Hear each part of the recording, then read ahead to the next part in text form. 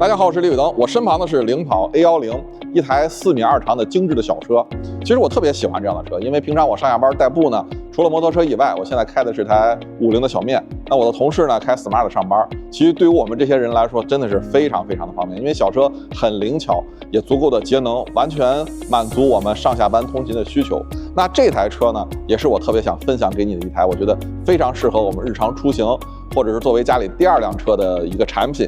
那其实这个车的外观呢，在广州车展的时候也跟大家分享过了。今天我们简单的通过这个静态实拍的机会，跟大家分享一个这个车的实用空间，和它的后备箱啊，这是我觉得最重要的2个点。但是老生常谈，我们聊几句外观。其实整个造型呢，就是一种圆滚滚的、非常可爱的造型。有一点领跑自己的原创的思路在里面，又有点欧洲车的那个味儿。毕竟这个车呢，未来是要通过斯特兰蒂斯的渠道卖欧洲的，那给这个欧洲佬们带来一点小小的中国震撼。所以整车的这个造型的成熟度呢，我觉得是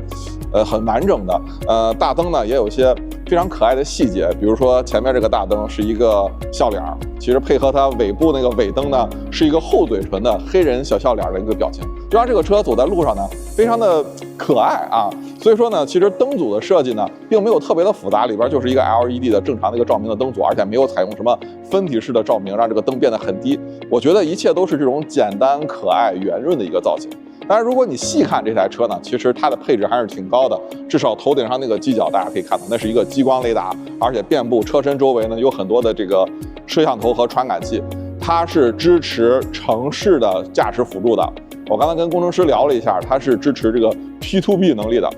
它的算力呢有200 TOPS。所以说，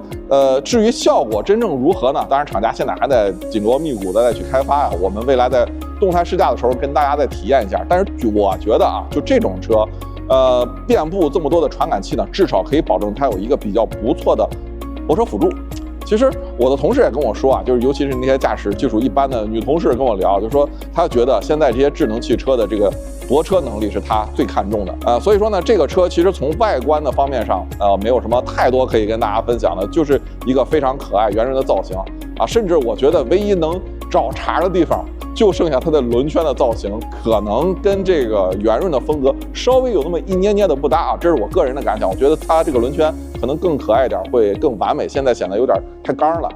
然后呢，像是围绕车身一圈这个黑色包围呢，又凸显了一点 SUV 的本质，而且日常的这种小滑小蹭啊，比如说不小心碰到这种什么限高墩啊，不小心蹭一下，也没有什么维修的成本，你完全可以忽略到它，不会对外观造成什么影响。所以说整个这个车的造型呢，我觉得是非常成熟、非常欧范儿、非常可爱的一个味道。那么外观我们就说这么多，接下来我带你去看看我最觉得惊喜的后备箱吧。这个后备箱绝对值得一个大大的好评。首先开口很大。这个门呢，跟我这1.86米的身高相比，我也不用担心碰头，不用担心上面有袭击。后备箱本身还是一个非常平整、非常宽敞的一个状态。现在大家可以看到啊，这是一个后备箱底板比较高的一个位置，它可以跟第2排座椅放得很平啊。虽然说有一点点坡度，但是放上一个充气床垫啊，睡个觉没有问题。大概从这边到这个副驾驶靠背有个1.7米左右的一个长度。那么如果你要放一个滑雪板，或者是比较长的鱼竿，或者放一个大展宏图的画，那怎么办呢？其实它的副驾驶座椅也是可以放的比较倒的，虽然达不了那种特别平啊，但是偶尔你搬个大东西去拓展这种很长的一个储物空间的话，是完全没有问题的。对于一个4.2米的小车来说，真的是很灵巧很方便。第二呢，就是它的第2排座椅。第2排座椅它的坐垫是可以往上掀的，这样的话呢，第2排座椅呢，比如说你要放一个比较大的一个花，底下有个大花盆，或者是你养了一大金毛，它可以在第2排非常宽敞的行走和转身啊，这个就非常的方便我们储物了。而且官方呢还推出了一个我们车上搭的这个储物盒，它可以放鱼竿啊，可以放其他的一些杂物啊，你用来藏茅台啊、藏烟啊，都是挺不错的一个位置啊。所以说呢，其实这个车的储物空间，尤其是第2排和后备箱的储物空间是非常灵活的啊。你以为这就完了吗？还没有啊。然后就是这个隔板，这个隔板还可以往下放一层，就可以让这个垂直空间再一次进行拓展。我刚才测了一下，这个位置呢，放2个28寸的箱子都没有问题，非常的方便。那你说我放了2个28寸的箱子，我没有地方放2寸箱子怎么办呢？其实打开这个板子呢，下边还会有一个106升的储物空间，是完全足够你放一个22寸的储物箱。反正我拿这个20寸箱子放进去啊，周围还有很大的富裕。而且下边这个底板呢，它是一个塑料的材质，带这个专门的排水口。如果你穿了你的这个登山鞋，或者是去钓鱼，放一些水货在这儿的话，你是可以方便你日常冲洗，然后打开这个排水口，直接把它就流到车底下去了啊。这一点跟这个牧马人很像，还是非常方便的。唯一的一个问题呢，就是我觉得这个塑料层板的这个厚度呢是有那么一点点薄的，因为你是可以从车底下直接看到它的。它是一个在车身框架后边直接装了那么一个储物的一个空间。那这个塑料结构呢，强度上本身是不用担心有什么问题的。我个人担心的是什么呢？它在隔音和这个保温效果上会有一定的不足。虽然这个层板可以把它很好的密封住，但是难免会有一些噪音通过这个底板反上来，可能会有一些哒哒哒的声音。这个还是要实际试驾了以后才能跟大家说会不会有这样方面的隐患。但是呢，从车底直接能看到这个塑料盆呢，我多少有点不放心。我觉得至少你铺上点隔音材料，然后喷上点底盘装甲，或者是加一个板子覆盖一下，我觉得才能更放心。当然这个事情呢，我也跟工程师反馈了，他们也会在未来去考虑这个事情，看看我们在日常使用的时候会不会有这样的隐患。当然从安全结构上大家不用担心啊，这个白车身这一部分呢，其实也是针对这个结构专门做了加强，包括防丈量这一块。所以说呢，大家也不太用担心啊，我后边装了一个大的这个塑料的储物盒，会对我安全产生什么影响？安全是本质啊，所以说这一点啊，我觉得大家还是不用担心的。但是就从这个后备箱的这个使用的这个功能上，包括一些多变的可用性上，我觉得就这个表现真的可以大大的给个赞。可能大家看到这些视频的时候呢，已经知道这台车的预售价了，但是我现场打探到的消息啊，就说我们这台顶配可能也不过10万块钱。那所以说呢，我们就不能要求这台车有特别奢侈的配置。那后备箱呢，刚才一些小问题呢，可能也是基于成本所导致的。那进入到内饰，我们对于这么一台代步的小车呢，其实还是要求它实用视野好，乘坐舒适。那首先呢，我们先来说说这个车基础的空间。我的身高呢是1.86米，体重呢90多公斤。然后呢，我坐在这儿，我的头顶有大概3指的那么一个距离，因为我上面还有一个全景的天幕，而且是带这个布置遮阳帘的，所以夏天并没有那么晒。然后我的这个座椅呢，调节幅度呢已经是调到了最低，而且只有6项啊。这个基于成本嘛，可以考量副驾呢还是手动的。对于家用车来说，其实手动的副驾驶座椅呢，我觉得基于这个价格我是能够接受的。那方向盘调节的幅度呢，相对来说也比较大，像我这样的个头也可以调到一个比较舒服的一个视野。而且呢，车头比较短，其实整个视野来讲的话，这个比较坡的挡风玻璃和这个短短的车头呢，其实对视野的影响还是比较小的。前面有一个小小的仪表盘，显示的信息很丰富，通过这个方向盘的这个按键，物理按键可以很轻松的去控制它。整个这个车机屏幕的反应也是很灵敏的，而且是8295的芯片嘛，所以在车机这一块，我觉得大家不用担心，咱们就不多废话了。然后是这台车比较重要的一些储物空间，怀档解放了中控台的这个区域。那中控台这个区域呢，实话实说有那么一点简单啊，而且它没有给你配无线充电。然后呢，2个杯架呢也没有这个限位器，当然限位器呢其实可以去这个电商上去买那个堵啊，就小的那个橡胶堵，可能1块钱买仨那种，粘在这儿就可以了。然后呢，下面是一个悬浮式的储物空间，可以放纸巾盒，放一双高跟鞋，然后也有电源接口。然后呢，在我的这个中央扶手箱很长，也是很宽敞的，这个长度大概有1条烟那么长啊。然后呢，也有2个电源接口。那如果你要充电的话，就只能从这儿接根线出来，放在这儿，给你的手机插着充电了。我是希望他们能够在这个位置啊做一个洞啊，然后这个线从底下穿上来，然后这样的话你自己去布置一个无线充电板，或者是去走线的话，可能会更整洁一些。基于成本嘛，这个事情我是能够接受的，但是它完全还可以做得更好一些。当然呢，领跑的工程师呢也是花了很多小心思的，比如说在副驾的这个位置呢，有一个香氛盒，这个香氛盒可以快速的拆下来。那其实这个也是选装的一个功能。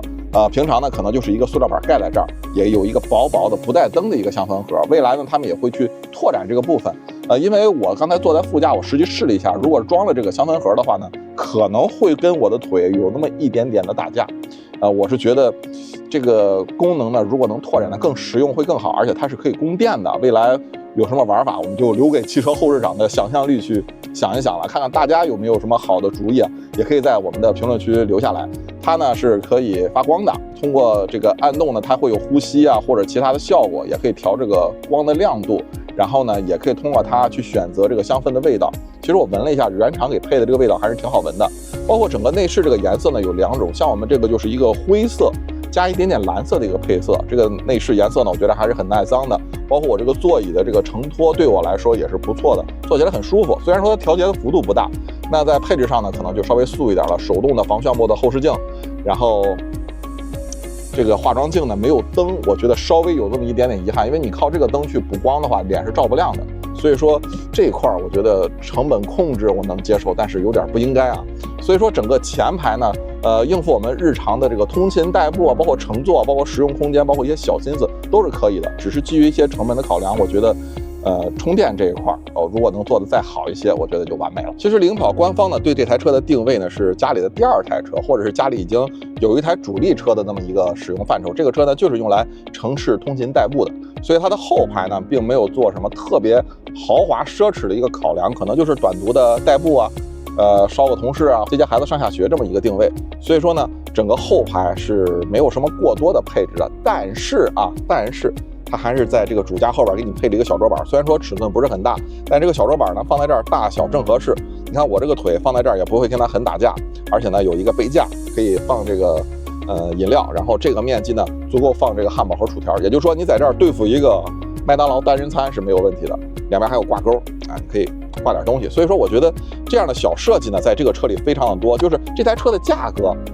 不贵啊，很便宜，就是10万块钱，可能大家稍微努力就能拥有。但是呢，它完全考虑到你日常生活中使用的方方面面的一些细节，比如说这里有一个纸巾盒，可以放什么纸巾啊，放一些小零碎啊，放个手机也是可以的。然后呢，这个靠背虽然角度不可调，但是我底下有一个储物盒，刚才我们也说了，而且这个座椅的这个坐垫的高度也是挺好的，它没有做的过分的低或者过分的翘啊，让你这个就半个屁股在座椅上，还是能够有一个比较好的承托的。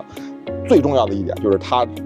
座椅的高度比较高，我的脚是可以伸在前排座椅底下的，这样的话呢，就进一步拓展了这个后排乘坐的空间，所以坐在这儿还是挺舒服的。虽然说它没有那么的奢侈的空间，但是你看我头顶的空间，包括我靠背乘坐的这个感受都是非常舒服的。所以说整台这个车呢，虽然说它是一个实用化为主的一个设计，但是它在一些小细节上还是做到了一些小心思的，比如说这个小桌板，我觉得就很好评，但是也是基于成本呢，它没有做过多的一些功能的配置，比如说后排，像我这个配置呢，我后排是找不到任何一个充电口的，据说低配啊，在这个位置是有充电口的。然后呢，副驾驶座椅靠背后边什么都没有，你哪怕留一个地图包，我插个杂志，插一个孩子看的一些书，或者我放个 pad， 可能都更灵活。再就是中间这儿没有头枕，没有这个中央扶手，这个刚才我们也说了，这都是基于成本做的一些放弃。但是考虑到它的价格，我觉得我都能够接受啊，毕竟这个车在这个价位里，它还塞了12个扬声器，虽然可能比不了那种多少瓦的多少好的效果，但是它至少能够让你在上下班通勤的过程中，能够非常愉悦、轻松、舒适的去来驾驶。而且我们刚才说了，这台车其实是有激光雷达的，驾驶辅助能力是不错的。这台车呢是一个前置前驱的一个布局，然后呢可以达到505公里的 CLTC 的续航，而且呢动力也完全够我们这个车在城市里日常的穿梭，使用起来的成本也并不高。所以说我觉得这台车呢，它是完全考虑了它的用户群的一些需求，代步好开，带点个性，然后又很实用啊，价格还不昂贵。所以我觉得这台领跑 A10还是我非常喜欢的，在2026年第一台比较喜欢的一台车。它无论是从外观的颜值啊，还是实用性上，都给我带来了一个非常大的一个惊喜。当然，鉴于成本呢，有一点小小的遗憾，这也能够接受。不知道大家怎么去来看这台车？大家看到这些视频的时候，可能已经知道这台车的预售价格了啊！而且呢，据说是在之后呢，我们将迎来这个车的一个动态的体验的环节。如果大家感兴趣，也可以在评论区给我留言。好了，我是李伟登，这就是这台领跑 A10的一个静态的体验，咱们评论区见吧，拜拜。